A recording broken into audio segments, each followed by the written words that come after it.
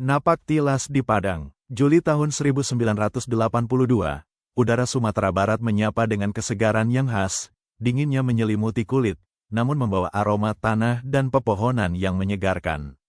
Bagi kami sekelompok pemuda dari DLLAJR Sumatera Barat dan Akademi Ahli LLAJR, ALL, Angkatan 2, bukan tugas PKL yang mengantarkan kami ke acara Napak Tilas Kota Padang.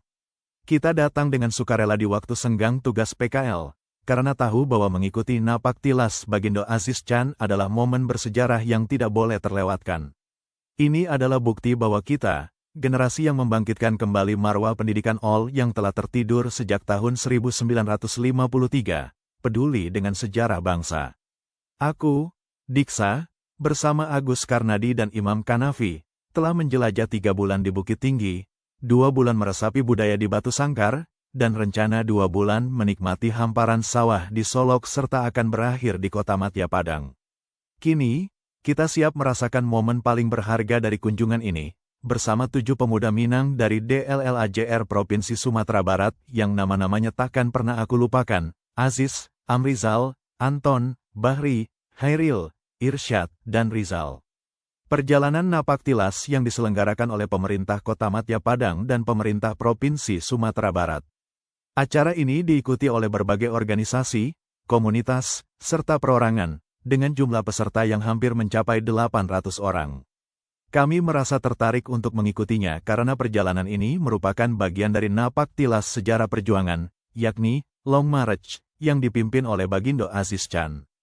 Tujuan utama kegiatan ini adalah untuk mengenang perjalanan panjang para pejuang dalam memperjuangkan kemerdekaan, sekaligus mengedukasi generasi muda tentang nilai-nilai perjuangan dan sejarah daerah.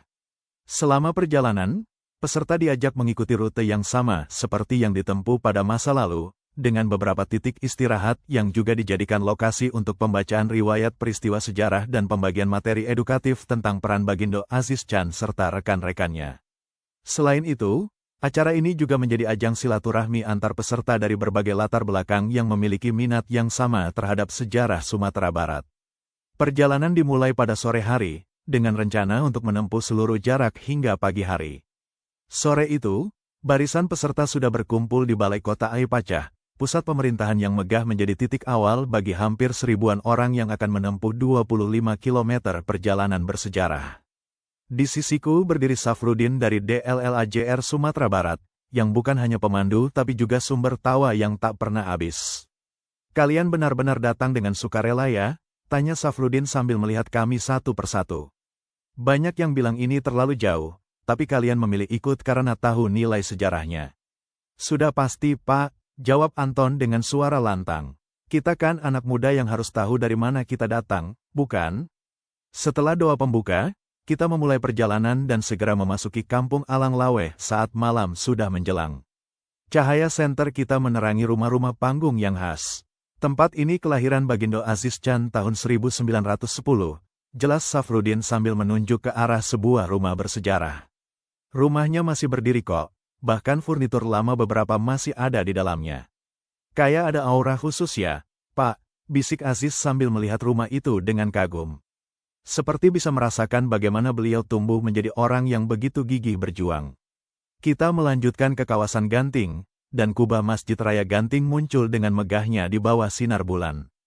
"Dulu tempat ini jadi markas koordinasi perjuangan loh," teriak Bahri yang selalu ingin tahu. "Pejuang sering berkumpul di sini buat ngobrol dan merencanakan cara lawan Belanda." Amrizal mengangguk, beneran kelihatan suasana sakralnya, bahkan sekarang aja masih terasa. "Kayaknya mereka masih ada di sana membantu kita jalan." Kita melewati simpang Taratak Paneh dan menyusuri lorong-lorong sempit di Kampung Koto saat malam semakin larut. Jalanan mulai terjal dan penuh batu, tapi candaan tak pernah padam. "Seragam dinas kita udah kayak kain lap nih," canda Imam Kanafi sambil mengelap keringat. "Kalau ini zaman dulu, pasti dikira kita baru pulang dari medan perang." Hairil langsung menanggapi, "Bukannya sudah seperti medan perang? Coba lihat jalanannya, batu besar dan tanah licin kayak kolam lumpur."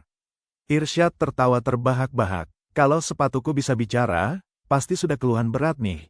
Saat kaki mulai terasa berat dan langit mulai menunjukkan warna awal fajar, kita memasuki kawasan Gunung Pangilun. Rizal menarik tanganku agar tidak terpeleset. Ayo Diksa, sedikit lagi sampai atas, serunya. Dengar nih Pak Safrudin, dulu pejuang Makek daerah ini jadi basis gerilya.